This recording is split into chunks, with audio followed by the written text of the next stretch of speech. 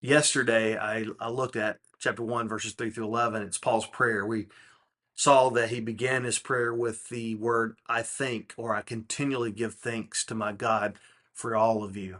Now, what I'm doing when I read this, by the way, I'm trying to just read it right from the Greek text so we can see exactly what he's saying. So he says in the next phrase, picking up from I thank God, I continually thank my God, is what we saw yesterday, at the time that I think about you or have a memory of you always in every one of my requests and all of my requesting on behalf of you with joy making requests.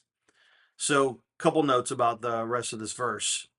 The first note is that Paul describes his prayer life as making request. And this word making request is not just flippantly making requests, but to share deeply from the core of our being, our desires.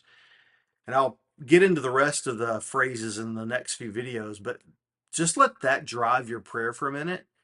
Don't be afraid to just talk to God about what you deeply desire.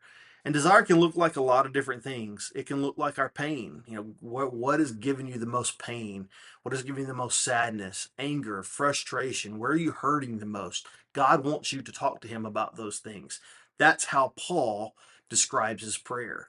What are your deepest desires, your truest desires that you feel when you wake up in the morning and you feel when you're laying down and you go to sleep at night? What are those desires? Talk to God about those desires.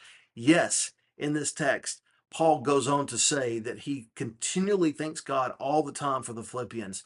But when does he do that?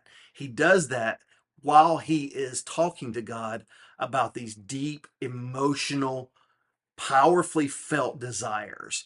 That should be the tenor of our prayer. The thing that should drive us to prayer towards God is making requests, asking God to work where we feel the most need and desire.